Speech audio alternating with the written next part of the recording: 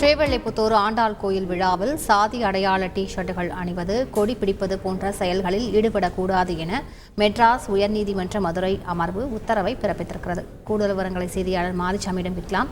மாரிசாமி, எந்த வழக்கில் இந்த உத்தரவு பிறப்பிக்கப்பட்டிருக்கிறது? விவரங்கள்.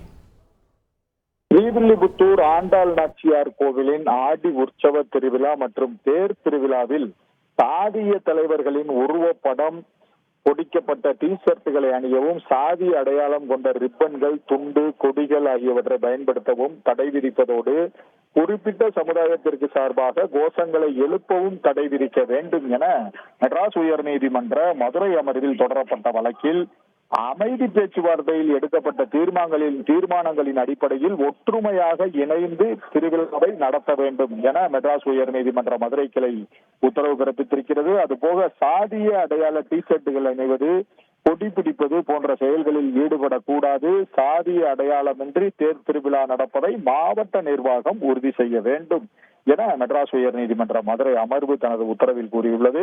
இந்த வழக்கின் பின்னணி பார்த்தோமானால், விருதுநகர் மாவட்டம் ஸ்ரீவில்லிபுத்தூரை சேர்ந்த சந்தனகுமார் என்பவர் மெட்ராஸ் உயர்நீதிமன்ற மதுரை அமர்வில் ஒரு பொதுநல வழக்கு தொடர்கிறார். அதில் ஸ்ரீவில்லிபுத்தூர் ஆண்டாள் நாச்சியார் கோவில் ஆடி உற்சவ திருவிழா மற்றும் தேர் திருவிழா ஆகஸ்ட் 7ஆம் தேதி நடக்க இருக்கிறது.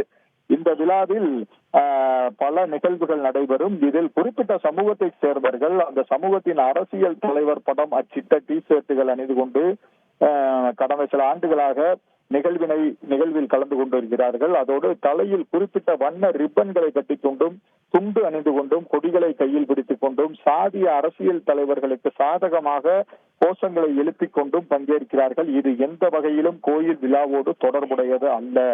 ஆகவே தேர் திருவிழாவில் தேவையற்ற பிரச்சனைகள் இவையெல்லாம் காரணமாக அமைகிறது. இது தொடர்பாக நடவடிக்கை கோரி அதிகாரிகளிடம் மனு அளித்தும் நடவடிக்கை இல்லை. ஆகவே அது போன்ற நிகழ்வுகள், அது போன்ற விஷயங்கள் எல்லாம் இந்த திருவிழாவில் இருக்கக்கூடாது என உத்தரவிட வேண்டும் என கேட்டிருந்தார். இந்த வழக்கானது மெட்ராஸ் உயர்நீதிமன்ற மதுரை அமர்வின் நீதிபதிகள் சுப்பிரமணியன், விக்டோரியா கௌரி ஆகியோர் கொண்ட அமர்வு முன்பு விசாரணைக்கு வந்தது. அப்போது அரசு தரப்பில் இது தொடர்பாக அமைதி பேச்சுவார்த்தை நடத்தப்பட்டு தீர்மானங்கள் நிறைவேற்றப்பட்டுள்ளது என தெரிவிக்கப்பட்டது. இதையடுத்து நீதிபதிகள் அமைதி பேச்சுவார்த்தையில் எடுக்கப்பட்ட தீர்மானங்களின் அடிப்படையில் ஒற்றுமையாக விழாவை நடத்த வேண்டும், சாதிய அடையாளம் அங்கு இருக்கக்கூடாது, கொடி பிடிக்க கூடாது, சாதிய அடையாளம் என்று தேர் திருவிழா நடப்பதை மாவட்ட நிர்வாகம் உறுதி செய்ய வேண்டும் என உத்தரவிட்டு வழக்கை முடித்து வைத்துள்ளனர்.